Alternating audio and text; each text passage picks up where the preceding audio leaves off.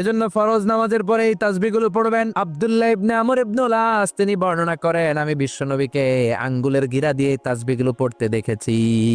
রাআইতুন নাবিয়্যা সাল্লাল্লাহু আলাইহি ওয়াসাল্লাম ইয়াকিদু তাসবিহা বিয়ামিনি, আমি বিশ্বনবীর ডান হাতের আঙ্গুলের গিরায় এই তাসবিহগুলোকে পড়তে দেখেছি। পড়তে রাজি আছেন? ডান হাত তোলেন, এই আঙ্গুলের করের মধ্যে এইভাবে রাখেন, এইভাবে রেখে নামাজের পরেই সুবহানাল্লাহ আলহামদুলিল্লাহ পড়তে রাজি আছেন? সুবহানাল্লাহ 33 বার, আলহামদুলিল্লাহ 33 বার, আল্লাহু আকবার 33 বার পড়তে রাজি আছেন সবাই? আল্লাহ তুমি কবুল করো। ফরজ সালাতের পরে আমরা মুনাজাত দেওয়ার জন্য পাগল হয়ে যাই। আসসালামু আলাইকুম ওয়া রাহমাতুল্লাহ, আসসালামু আলাইকুম ওয়া রাহমাতুল্লাহ, আমিন ইয়া আরহামার রাহিমিন। আসনা নাই, সামদুল্লাহ মনে নাই, কিন্তু বিশ্বনবী সালাম ফেরানোর পরে সর্বপ্রথম যে আওয়াজটা করতেন সেটা হচ্ছে আল্লাহু আকবার। এরপর 3 বার পড়তেন আস্তাগফিরুল্লাহ আস্তাগফিরুল্লাহ আস্তাগফিরুল্লাহ। এরপর আয়াতুল কুরসি একবার। কয়বার? মান ক্বারা আয়াতুল কুরসি দুবুরা কুল্লি সালাতিন মাকতুবা লাম ইয়ামনাহু মিন দুখুলিল জান্নাতি ইল্লাল মাউত। প্রত্যেক ফরজ সালাতের পরে যে একবার আয়াতুল কুরসি পড়ে তার জান্নাতে ঢোকার ক্ষেত্রে আর কোনো বাধা থাকে না।